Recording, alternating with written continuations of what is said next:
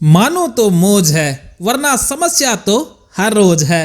Hello नमस्कार, मैं राजेंद्र जोधपुरिया आज के इस वीडियो में आपका हार्दिक स्वागत करता हूं।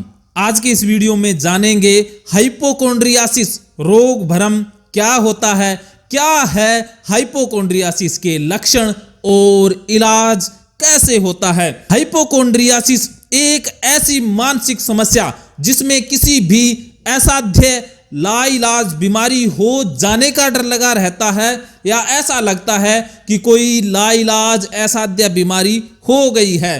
फ्यूचर में बीमारी हो जाने का डर लगता है या कोई प्रेजेंट में बीमारी हो चुकी है ऐसा लगता रहता है। हाइपोकोंड्रियासिस को इलनेस एंजाइटी डिसऑर्डर भी कहा जाता है। हाइपोकोंड्रियासिस में छोटी सी समस्या या छोटा सा लक्षण भी बहुत बड़ा लगने लग जाता है। जैसे कोई फोड़ा फुंसी हो गया तो इंसान इसमें कैंसर से जोड़ लेता है। फोड़ा फुंसी हो जाना अर्थात कैंसर हो जाना, हार्ट बीट बढ़ जाना अर्थात हार्ट अटैक हो जाना, वजन घटना मतलब HIV हो जाना, कुत्ता पास से निकल गया या छू कर निकल गया मतलब रेबीज हो जाना, सिर दर्द होना मतलब ब्रेन हेमरेज हो जाने का डर। इसी प्रकार छोटी सी भी समस्या बहुत बड़ी लगने लग जाती है। हाइपोकोंड्रियासिस में इंसान की संवेदना बीमारी के प्रति बहुत बढ़ जाती है। हाइपोकोंड्रियासिस में घबराहट या एंजाइटी बहुत ज्यादा बनी रहती है। इलनेस एंजाइटी डिसऑर्डर उन्हीं को होता है जिनका एंजाइटी का स्तर काफी हाई होता है। बचपन से ही छोटी छोटी चीजों को बहुत बड़ा बनाकर पेश करते आए हैं, उनके अंदर इस बीमारी हो जाने का खतरा ज्यादा बना रहता है। आइए अब जानते हैं हाइपोकोंड्रियासिस के 7 लक्षण कौन कौन से हैं। हाइपोकोंड्रियासिस का पहला लक्षण है हल्के लक्षणों को भी किसी बहुत बीमारी के डर के साथ जोड़ देना।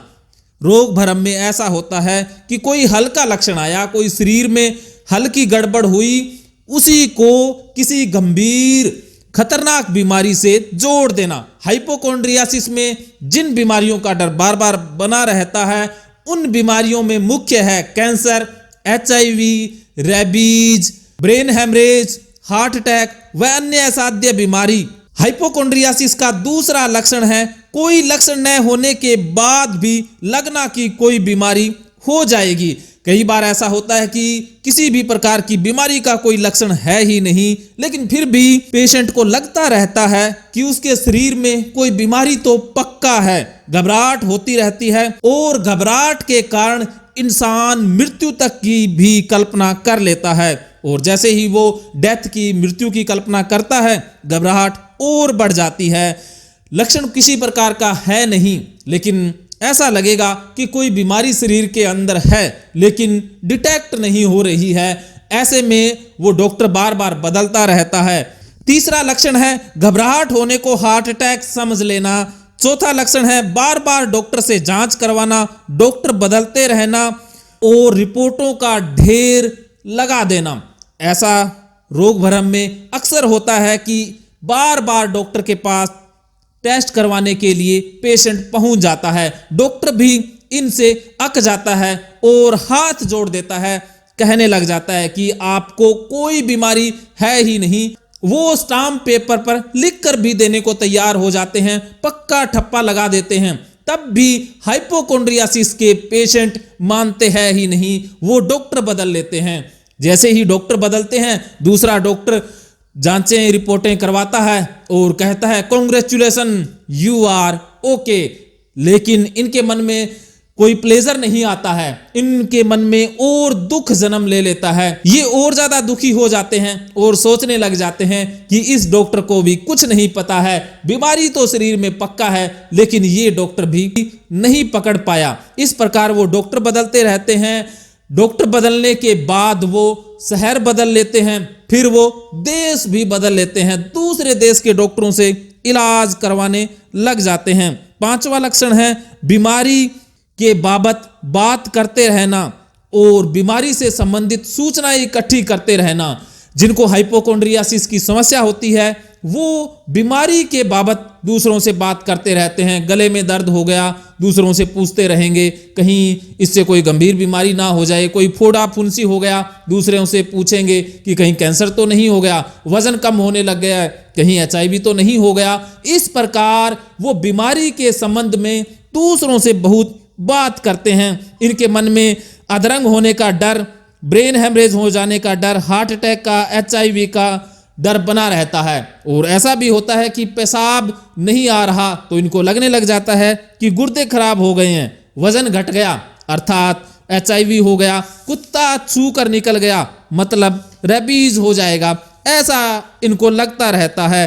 छठा लक्षण है बार बार यूट्यूब पर, नेट पर बीमारी से संबंधित पढ़ते रहना और PhD कर लेना।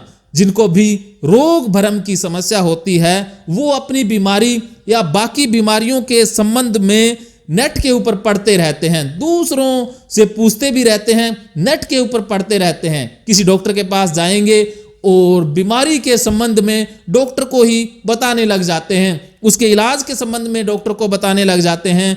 इन्होंने PhD की महारत हासिल कर ली होती है बीमारी के ऊपर नेट से पढ़ पढ़ करके। ऐसा भी होता है कि ये अखबार से पढ़ लेते हैं, अपने साथ जोड़ लेते हैं कि मुझे बीमारी हो जाएगी, सोशल मीडिया पर देख लिया या यूट्यूब पर देख लिया तो खुद के साथ कनेक्ट कर लेंगे कि ये बीमारी उनके शरीर में भी है या उनको हो जाएगी। किसी के अंतिम संस्कार में चले जाएंगे, वहां पर बीमारी के बाबत बात होती है तो सोचने लग जाते हैं कि ये बीमारी तो मुझे भी हो सकती है। इससे संबंधित वो सूचनाएं इकट्ठी करते हैं या बार बार डॉक्टर से टेस्ट करवाने पहुंच जाते हैं। सातवां लक्षण आता है डॉक्टर गलती से भी कह दे कि आपको हो सकती है बीमारी, तब तो वारे न्यारे हो गए, तब तो ये बिल्कुल ही निराश, हताश, परेशान हो जाते हैं और डॉक्टर से बार बार पूछने लग जाते हैं। डॉक्टर को पकड़कर बैठा लेते हैं कि इस बारे में बताओ, इस बाबत बताओ। डॉक्टर इनसे पीछा छुड़वाने के लिए तरले मिन्नतें भी करने लग जाता है। सुनने में बात बड़ी आपको हैरानीपूर्ण लग रही होगी, लेकिन हाइपोकोंड्रियासिस वालों की हालत ऐसी ही होती है। वो डॉक्टर से बार बार पूछ के डॉक्टर को भी गुस्सा दिला देते हैं। बाल की खाल निकालने में ये माहिर होते हैं। शुरू में मैंने बताया था कि ये बीमारी बड़ी इंटरेस्टिंग होती है। दूसरों को ऐसा लग रहा होगा, सामान्य इंसान को लगता होगा कि ये बीमारी कोई बीमारी है, लेकिन ये बीमारी वास्तव में बीमारी न होकर के बीमारी होने का भ्रम है। ये बीमारी है बीमारी होने का भ्रम, हाइपोकोंड्रियासिस, इलनेस एंजाइटी डिसऑर्डर। और इस बीमारी से इंसान इतना तड़पता है, इतना परेशान रहता है कि वो भागता रहता है डॉक्टरों के पास, नेट से सर्च करता रहता है, यूट्यूब से।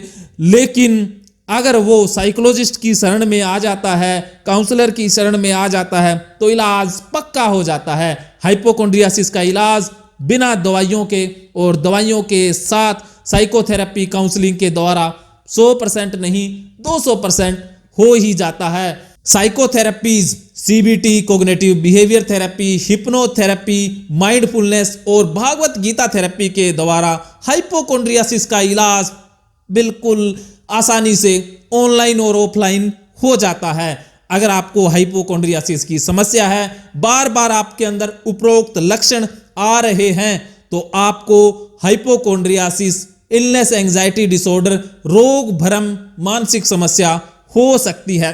तुरंत आप मनोवैज्ञानिक काउंसलर से संपर्क करें। आप मुझसे बात कर सकते हैं, साइको गुरु टीम से भी संपर्क कर सकते हैं। आपकी समस्या का समाधान 200% ऑनलाइन हो जाएगा।